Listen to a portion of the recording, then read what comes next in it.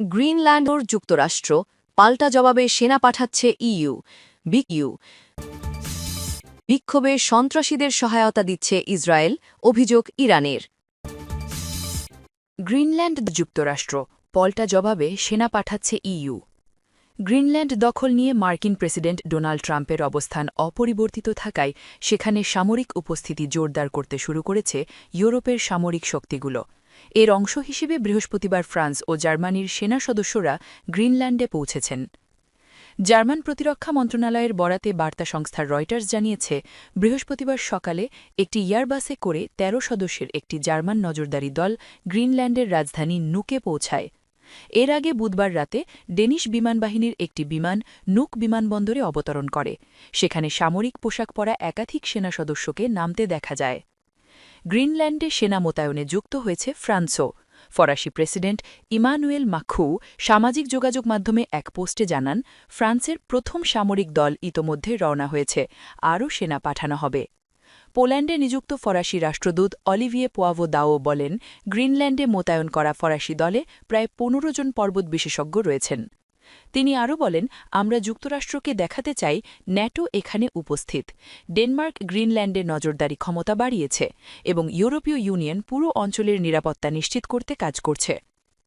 German গণমাধ্যম Deutsche ভেল জানায়, ডেনমার্কের অনুরোধে যুক্তরাজ্য ইতোমধ্যে একজন সেনা কর্মকর্তাকে গ্রিনল্যান্ডে পাঠিয়েছে। পাশাপাশি নরওয়ে ২ জন এবং সুইডেন কয়েকজন সেনা কর্মকর্তা পাঠানোর প্রস্তুতি নিচ্ছে। গ্রিনল্যান্ড সহ আর্কটিক অঞ্চলে যৌথ সামরিক মহড়ার প্রস্তুতির অংশ হিসেবেই এই সেনা মোতায়েন করছে ডেনমার্ক ও তার ইউরোপীয় মিত্ররা। এর মাধ্যমেই যুক্তরাষ্ট্রকে একটি স্পষ্ট বার্তা দিতে চায় তারা। রয়্যাল ডেনিশ ডিফেন্স কলেজের সহযোগী অধ্যাপক মার্ক জ্যাকবসন রয়টার্সকে বলেন, ইউরোপীয় সামরিক উপস্থিতি যুক্তরাষ্ট্রের প্রতি একটি স্পষ্ট বার্তা। এর একটি উদ্দেশ্য হল, যুক্তরাষ্ট্র যদি সামরিক হস্তক্ষেপের কথা ভাবে তাহলে দেখানো যে আমরা গ্রিনল্যান্ড রক্ষায় প্রস্তুত। আর একটি উদ্দেশ্য হল নিজেদের নজরদারি ও উপস্থিতি আরও শক্তিশালী করা। বুধবার হোয়াইট হাউসে যুক্তরাষ্ট্র, ডেনমার্ক ও গ্রিনল্যান্ডের কর্মকর্তাদের মধ্যে বৈঠক অনুষ্ঠিত হয়। সেখানে গ্রিনল্যান্ড ইস্যুতে আলোচনার জন্য যুক্তরাষ্ট্র ও ডেনমার্ক একটি যৌথ ওয়ার্কিং গ্রুপ গঠনের সিদ্ধান্ত নেয়। তবে গ্রিনল্যান্ড অধিগ্রহণের প্রশ্নে যুক্তরাষ্ট্র এখনও তার অবস্থান পরিবর্তন করেনি। ডোনাল্ড ট্রাম্পের মতে কৌশলগতভাবে গুরুত্বপূর্ণ ও খনিজ সম্পদে সমৃদ্ধ গ্রিনল্যান্ড যুক্তরাষ্ট্রের জাতীয় নিরাপত্তার জন্য অত্যন্ত গুরুত্বপূর্ণ।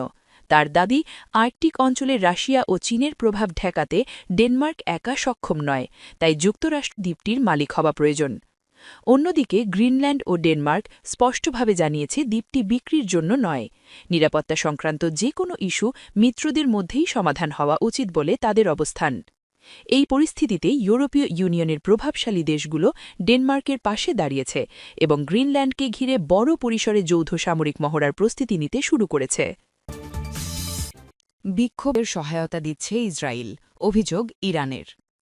ইরানের চলমান বিক্ষোভে ইসরায়েল সন্ত্রাসীদের সহায়তা দিচ্ছে এমন অভিযোগ জাতিসংঘ মহাসচিব অন্তোনিও গুতেরেসের কাছে তুলে ধরেছে ইরান।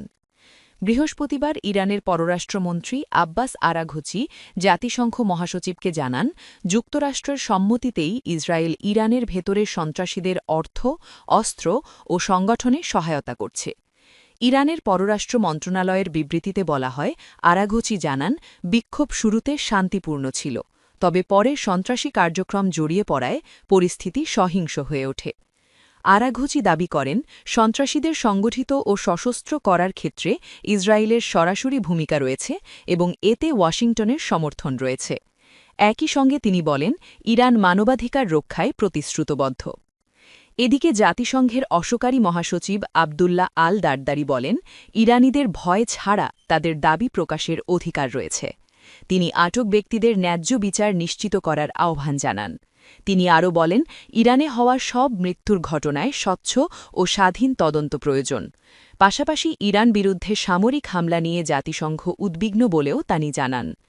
জাতিসংঘ এই কর্মকর্তা বলেন, ইরান সংক্রান্ত সমস্যার সমাধান সংলাপ, কূটনীতি ও শান্তিপূর্ণ পথেই হওয়া উচিত। উল্লেখ্য, গত ২৮ ডিসেম্বর ইরানের মুদ্রা রিয়ালের বড় পতনের পর দেশজুড়ে বিক্ষোভ শুরু হয়। মানবাধিকার সংস্থা HRANA জানিয়েছে এ পর্যন্ত অন্তত ২৫৭১ জন নিহত হয়েছেন, তবে ইরান সরকার নিহতের সংখ্যা প্রায় ২,০০০ বলে স্বীকার করেছে।